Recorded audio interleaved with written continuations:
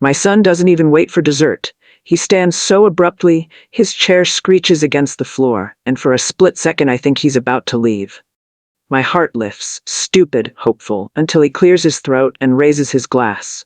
"I just want to say something," he announces. The room stills. My sister freezes mid-chew. My ex-husband leans back, arms crossed, already knowing what's coming. No one looks at me. "I don't have a mother anymore," my son says. His voice doesn't shake. "That's what hurts most. As of tonight, she's dead to me." Something inside my chest caves in so hard I gasp. It's physical, like my body is trying to eject my heart before it shatters completely. He finally turns and looks straight at me. She's manipulated me for years. She's sabotaged my future. She's taken money, time, opportunities, then plays the victim when she's called out. Around the table, heads nod. No one interrupts. No one asks him to stop. What he doesn't know is that weeks ago, believing this exact moment was inevitable, I had already done one legal, irreversible thing to protect myself. My name is Beth Crawford, and the woman they're burying tonight quietly made sure they would never own her again. "So I'm done," Alex continues. "I'm done pretending she's a mother. Tonight, I'm telling the truth." The words "dead to me" echo louder than anything else. I feel every year I carried him. Every night I stayed awake worrying. Every sacrifice collapsing into a single moment where I am publicly erased by the person I loved most. I push back from the table. My legs shake. I need air. I need space. I need to get away from the faces that have already written me off. No one follows me. Not Alex. Not my parents. Not my sister Claire. As I reach the hallway, I hear my mother's voice. Finally, someone said what we were all thinking. The house keeps going without me. Conversations restart. Forks clink against plates. Life moves on as if I never existed. I grab my coat and purse from the closet. My hands won't stop trembling. 26 years of motherhood reduced to a toast that buried me alive. The front door closes behind me with a soft click. Nobody even notices I'm gone. I sit in my car for 20 minutes before starting the engine. My phone stays silent. No calls, no texts asking if I'm okay. No one wondering where I went. The November air cuts through my jacket as I drive home to my empty apartment. It's a 40-minute drive from my parents' house to mine. 40 minutes to replay every word Alex said. The phrases sound familiar. Too familiar. Manipulated for years. Sabotaged my future. Plays the victim. These aren't Alex's words. They're too polished. Too rehearsed. Someone taught him this language. Someone coached him on exactly what to say and when to say it. I remember hearing these exact phrases before, last month. During a phone call I wasn't supposed to overhear, a call between Alex and his father. My ex-husband had been feeding him these lines for weeks. This wasn't spontaneous anger from my son. This was a carefully planned execution. And everyone at that table knew it was coming. Everyone except me. 3 years ago, Alex was different. Softer. He called me every Sunday just to talk. He asked for advice about college, about girls, about life. We had inside jokes. We watched movies together when he visited. He hugged me goodbye and meant it. I remember the exact moment things started to change. It was after his father got remarried. Alex came home from a weekend at their house acting distant, cold. When I asked what was wrong, he said, "Dad thinks you're holding me back." The words hit like a slap. Holding him back from what? I'd supported every dream he'd ever had. Paid for his car, his college applications, his phone bill when money got tight. But somehow, in the space of one weekend, I became the obstacle. That was the beginning. The first crack in a relationship I thought was unbreakable. Over the next 3 years, those cracks spread until tonight, when they finally broke me apart completely. My sweet boy became a stranger who looked at me like I was the enemy. The next morning, I wake up to 17 text messages. None of them are apologies. They're instructions. "You need to call Alex," from my mother. "Stop being dramatic," from Claire. "He's hurting too," from my father. Each message treats me like the problem that needs fixing, like Alex's cruelty was justified, and my hurt is an inconvenience. I scroll through them with growing clarity. This family has been having conversations about me without me. They've been rewriting my story, casting me as unstable, selfish, difficult. Last week, Claire mentioned a family group chat about planning Christmas. When I asked to be added, she said it was just logistics. Now I understand. It wasn't logistics, it was strategy. They've been coordinating this intervention for weeks. Every eye roll, every interrupted sentence, every time someone said you're being too sensitive when I pointed out their coldness. It was all leading to last night. They wanted me gone, and they found the perfect executioner. My own son. I think about all the help I've given over the years. The money that was always called a loan, but never repaid. Alex's spring break trip to Florida, $800 I couldn't afford. His laptop when his old one crashed during finals, $1,200 on my credit card. The deposit for his first apartment, $2,000 from my savings account. Each time, it was urgent. Each time, it was just until he got back on his feet. Each time, I said yes because that's what mothers do. But somewhere along the way, my help stopped being appreciated and started being expected. When Alex needed his car repaired, last Christmas, he didn't ask. He informed me, "I need $600 for the transmission. Can you transfer it tonight?" When I hesitated, said I needed to check my budget, he sighed like I was being difficult. My sacrifices became obligations. My generosity became debt he resented owing. And when I finally started saying no, started setting boundaries, I became the villain in his story. The first time I said no was in August. Alex wanted to quit his part-time job to focus on his senior year. He asked me to cover his rent for 6 months, $2,000 a month, $12,000 total. I looked at my bank account and knew I couldn't do it without destroying myself financially. "I'm sorry," I told him. "I just can't swing that much right now." The silence on the phone lasted so long I thought the call dropped. When he finally spoke, his voice was ice. "So you're going to let me fail because you won't help?" It wasn't about failing. He could keep the job. He could take out a student loan. There were options that didn't require bankrupting his mother. But in Alex's mind, my inability to solve his problems with money meant I didn't love him enough. 3 days later, his father called me. "Alex says you're being difficult about his education." That's when I knew where this was heading. My boundaries had made me the enemy, and his father was happy to confirm it. My ex-husband never really let go after our divorce 8 years ago. He remarried, moved to a bigger house, started a new life. But he kept one foot in our old one, just enough to stay relevant in decisions about Alex. He positioned himself as the reasonable parent. The understanding one. While I dealt with homework battles and curfew arguments, he was the fun weekend dad who never said no. When Alex complained about my rules, his father listened sympathetically. When I tried to teach responsibility, his father offered solutions that required no effort from Alex. "Your mom's stressed about money," he'd say. "Here's what we'll do." He became Alex's white knight, always ready to rescue him from his unreasonable mother. Last month, I overheard a phone call Alex thought I couldn't hear. His father's voice came through the speaker. "She's always been selfish. You're finally old enough to see it." That conversation lasted an hour. An hour of my ex-husband systematically destroying my character in my son's mind. And Alex absorbed every word like gospel. Yesterday's speech wasn't spontaneous. The more I replay it, the more obvious it becomes. Alex stood at exactly the right moment, after everyone had eaten, before anyone could leave. He spoke clearly, without stumbling like he'd practiced. He made eye contact with each family member except me. Most telling of all, he ended with a clean conclusion and sat down immediately. No rambling, no getting emotional. It was a performance. My sister already had her phone out when he stood up. She was recording before he even started speaking. My parents weren't surprised. They looked resigned, like they were watching something they'd already seen before. Only I was shocked. Only I was unprepared. This family dinner was my trial, and everyone knew the verdict except the defendant. They'd discussed the timing. They'd approved the message. Someone had coached Alex on how to deliver maximum damage with minimum blowback. And it worked perfectly. He got to be the brave son finally speaking his truth. They got to be the supportive family rallying around him. 3 weeks ago, I sat in a lawyer's office on Maple Street, Patricia Hoffman, estate planning attorney. Her office smelled like vanilla candles and fresh paper.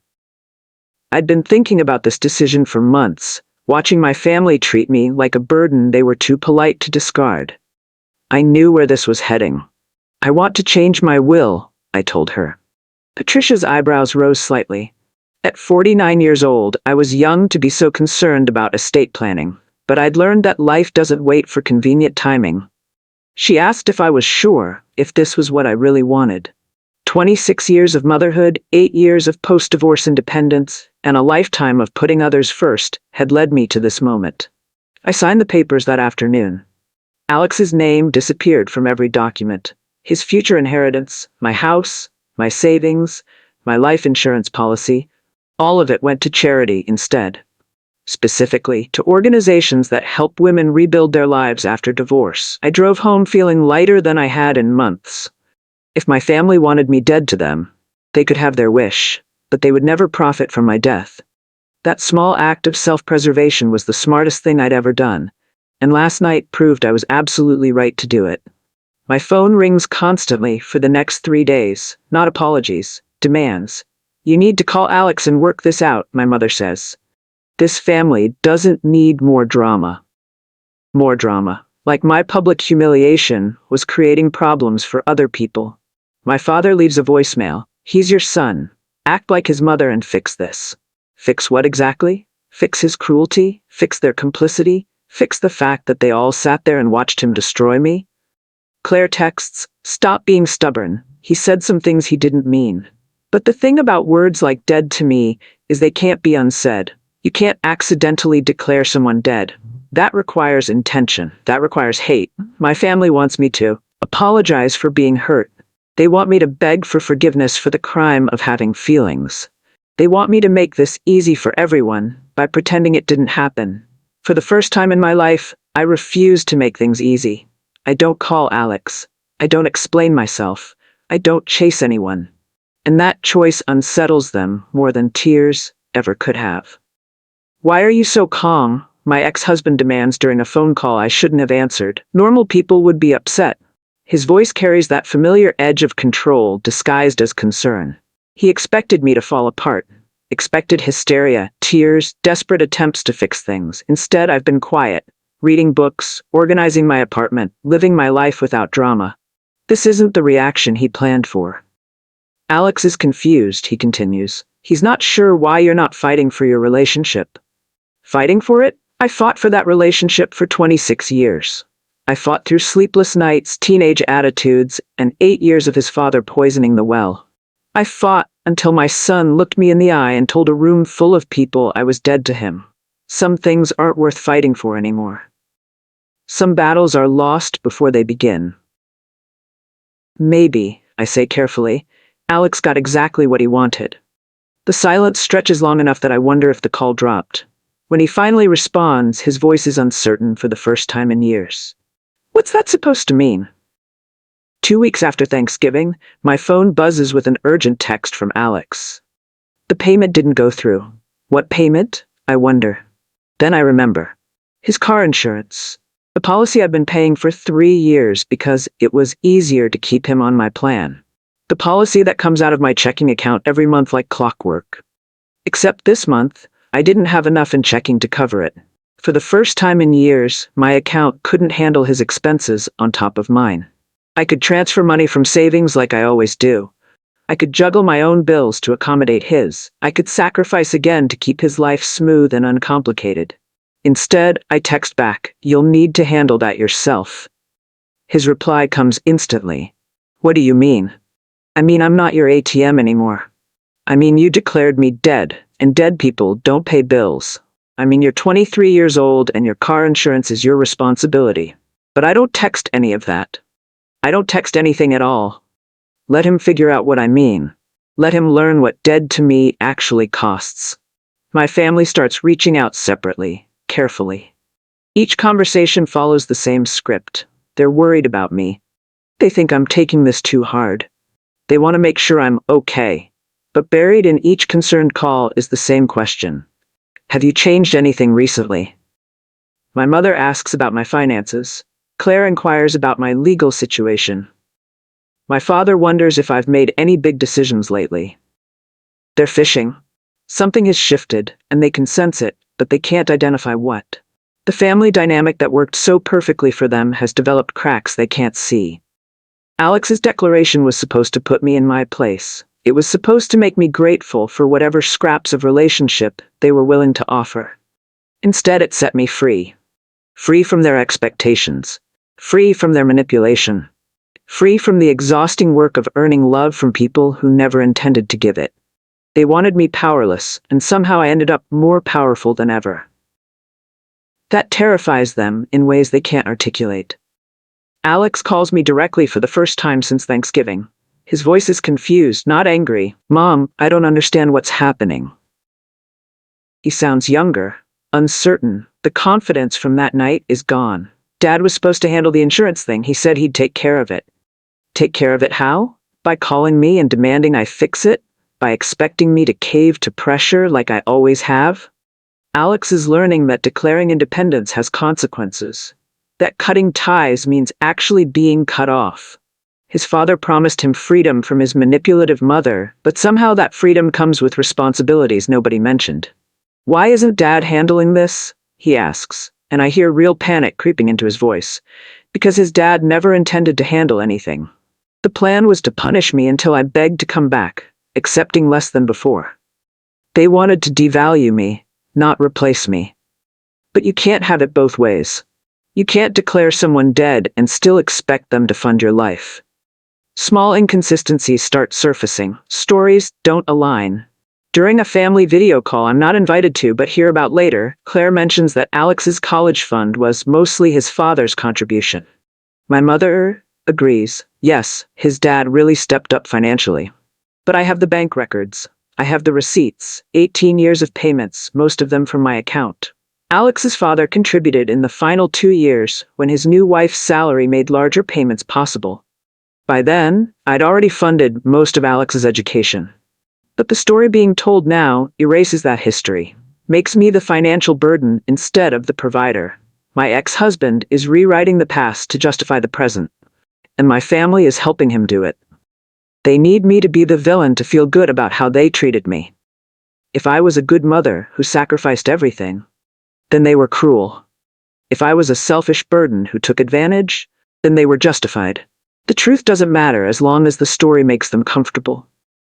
During coffee with my neighbor Helen, my sister Claire makes a mistake. She mentions a deadline I shouldn't know about. "We just need to make sure everything is sorted before January," she says into her phone.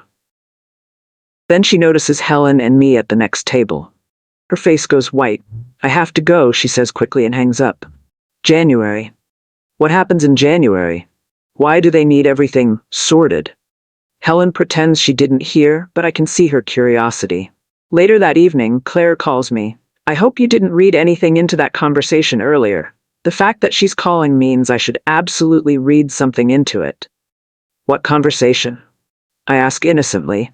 "Nothing important, just family stuff. Family stuff that doesn't include me but somehow involves a January deadline. Family stuff that needs to be sorted before a specific date. I'm starting to understand that my public execution at Thanksgiving wasn't the end of their plan. It was just the beginning. January is when the real agenda reveals itself. My family argues about what I knew and when I knew it. I overhear pieces of heated phone calls. Claire thinks I'm playing dumb. My mother insists I can't possibly understand the situation. My father believes I'm more aware than I'm letting on. They're right about that last part. I know exactly what's happening. I just don't care anymore. They're panicking because their timeline is collapsing. Whatever they plan to happen by January requires my cooperation, and I'm not cooperating. I'm not fighting them, but I'm not helping them either. I'm just existing peacefully outside their drama. During another overheard call, my ex-husband's voice carries clearly. "She was smarter than we thought?" Smarter? We're just tired of being stupid? Tired of being the one person in the family who didn't know what game everyone else was playing? I'd spent years feeling confused by their behavior. Now I realize the confusion was intentional. They needed me unclear about my own worth so they could define it for me. Alex learns the truth sideways, in pieces, from people who assume he already knows. His roommate mentions something about the house situation. A family friend asks if he's prepared for the changes. His girlfriend wonders why he seems stressed about money lately. Each conversation adds another piece to a puzzle Alex didn't know existed. He calls me panicking. Mom, what's going on? People keep asking me weird questions. His voice shakes. Did you know about some plan? Is there something happening with money? Now he sounds like the child he used to be. Scared, confused, looking to his mother for answers and comfort. But I'm dead to him, remember? Dead people don't explain things to the living. I'm not sure what you mean, I tell him gently. Maybe you should ask your father. The silence stretches so long, I wonder if he hung up. When he finally speaks, his voice is small. I think I made a mistake. One mistake? Just one? Which one is he talking about? Trusting his father? Believing their lies? Declaring me dead without understanding the consequences? All of the above? The thing I did weeks ago starts revealing itself in ways nobody expected. Legal documents that were supposed to remain private become relevant. Conversations that were supposed to stay in the family leak to outsiders. The careful plan my family constructed begins unraveling because it was built on assumptions about my character that turned out to be wrong. They assumed I would always be available to exploit. They assumed I would never fight back. They assumed I would prioritize their comfort over my own dignity. Most importantly, they assumed I would never walk away completely. But that's exactly what I did. Legally and emotionally. The papers I signed with Patricia Hoffman weren't just about money. They were about freedom. Freedom from being held hostage by people who threatened to withdraw love whenever I didn't comply. My family is discovering that you can't threaten someone who's already left the building. You can't manipulate someone who no longer cares about your approval. January is coming, and their plans require a victim who no longer exists. My ex-husband shows up at my apartment unannounced. I watch him through the peephole for a full minute before deciding whether to open the door. When I finally do, his face is flushed with anger barely held in check. You need to stop this, he says without greeting. Stop what, I ask. You know what, this whole performance, this stubborn act. He pushes past me into my living room without invitation. Alex is falling apart. The family is stressed. You're being selfish. Selfish. The word that always worked before. The word that always made me cave, made me apologize, made me smaller. People are asking questions, he continues. Questions about things that are none of their business. What things? I wonder, but don't ask. You need to just reverse it, he demands. Reverse what? The will? My emotional withdrawal? The boundaries I've finally learned to set?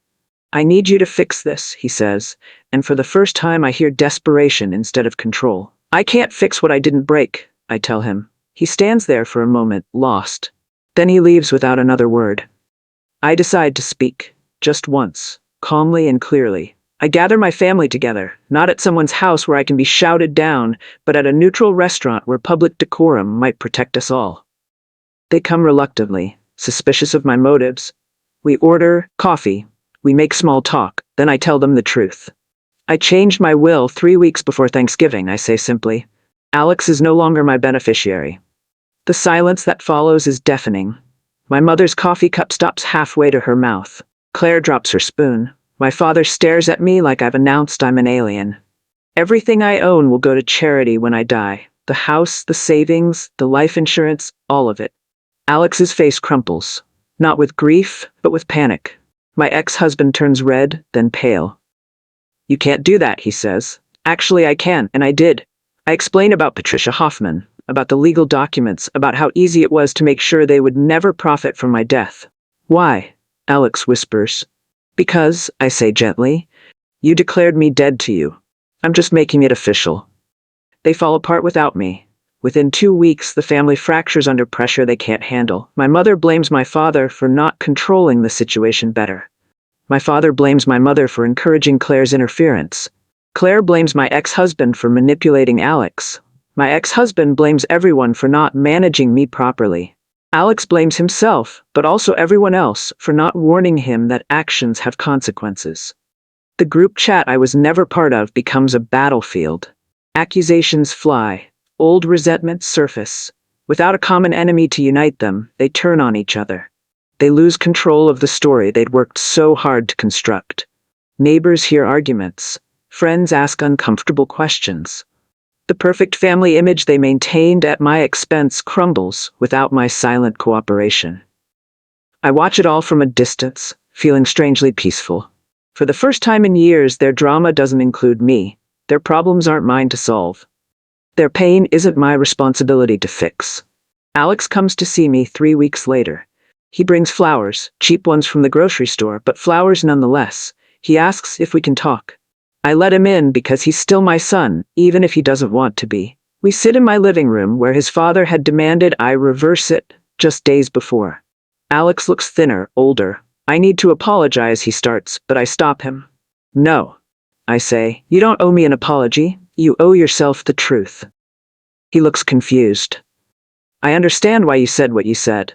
Your father spent years teaching you to see me as the problem. I was easier to blame than him. Alex starts crying. I didn't know, he says. I didn't know about the money, about college, about any of it. But this isn't about money. It's about respect. It's about love. It's about a son who looked his mother in the eye and declared her dead because other people told him to. I know you're sorry, I tell him, but sorry doesn't undo the damage, and I'm not the same person I was before Thanksgiving. I moved to a smaller apartment closer to the library. I volunteer at the women's shelter downtown. I take art classes and read books I never had time for. My phone stays quiet most days. No urgent requests for money. No family emergencies that require my immediate attention. No manipulation disguised as love. Alex texts sometimes. Short messages, how are you, and thinking of you. I respond kindly but briefly. We're working toward something new, but it will never be what we had before. You can't unknow what I know now. You can't unfeel the pain of being publicly erased by the person who was supposed to love you most. My family thought they were burying me at that Thanksgiving dinner. They thought they were putting me in my place, teaching me a lesson, showing me what happens when you don't comply. Instead, they set me free. They called me dead too, but I discovered I was the only one who was truly alive. I was the only one strong enough to survive the truth.